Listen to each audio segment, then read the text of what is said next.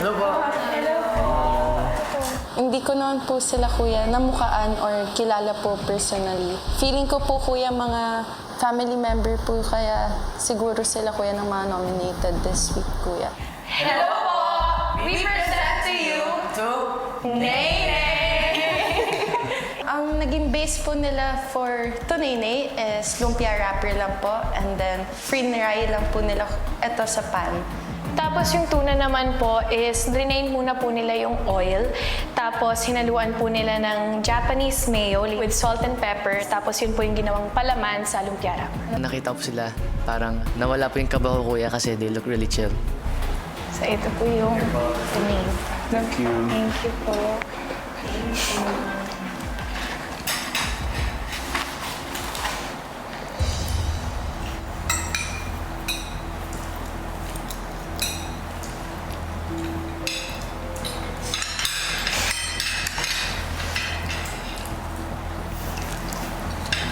Habang tinitikman na po nila yung pagkain na present namin, kuya, kinakabahan po ako. But at the same time, confident ako, kuya. Kasi before naman po namin yan i-present, na tikman na po namin lahat na housemates. And in fairness po, lahat naman po is approved, kuya.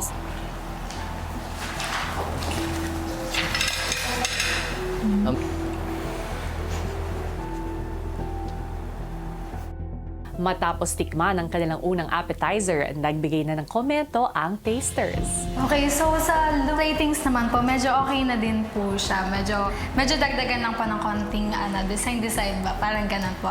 And then sa lumpia wrapper naman po, parang medyo siya parang na-toasted, parang gano'n. Parang pwedeng bawasan lang po yung paka-prito niya para hindi siya masyadong mapait. Yung presentation, okay lang. Maganda siya. Dagdagan niyo yung serving. Kasi parang mas madami pa yung decoration kaysa dun sa kakainin. Ipapaalam po namin agad-agad sa kanila Carmel since sila po talaga nakaisip ng dish na yun kuya at para mas mapabuti pa po nila kuya. Tapos yung sa lasa, actually nalalasahan mo yung flavor nung tuna. Which is good kasi pag kumakain ka, ayaw mo naman nung nalalasahan mo lang yung salt o yung pepper agad, di ba? So siguro sa akin kung mayroon mang improvement, kasi mahilig ako sa medyo spicy. Kaya hinahanap ko yung parang kick, yung hindi siya sobra, pero nandoon siya pag tinikman mo. Congrats. Thank you po. Thank you. Na-realize ko na hindi naman lahat magkakaparehas ng panlasa, kuya. Kasi yung isa pwedeng gusto niya spicy, yung isa naman pwedeng gusto niya maalat. Grateful din po ako sa comments nila, kuya. Kasi at least alam na din namin kung ano yung pwede namin gawin. Adjustments, kuya. Matapos ang food tasting, narito ang ilang komento ng mga food tasters, pati na rin ang kanilang ratings. Para sa unang dish,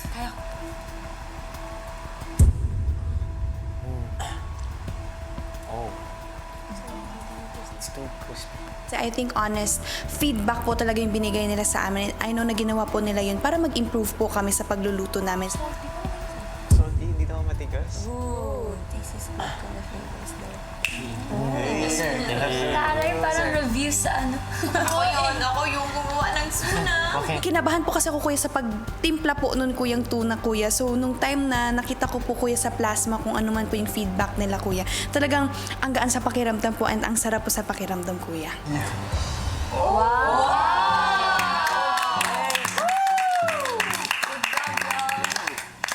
Kaya syempre sobrang sarap sa feeling kasi po I wasn't really expecting naman na magkakaroon po kami ng ganun kataas na score. So there's a lot to improve pa po sa dish namin, kuya. I was really happy, kuya. Parang worth it talaga lahat, kuya. Isa sa sinabi ni last guy, kulang ng pepper. You can add pepper. And parang add filling daw, di ba? Parang more tuna. Kasi siya, mahilig daw siya sa maanghang. Tapos yun daw ata hindi niya natikman. Yung pepper. Tapos yun din, yung lumpia wrapper. Siguro be careful na lang na hindi maging tostado. Thank you, guys. Yay, good job. Good job! 8.3!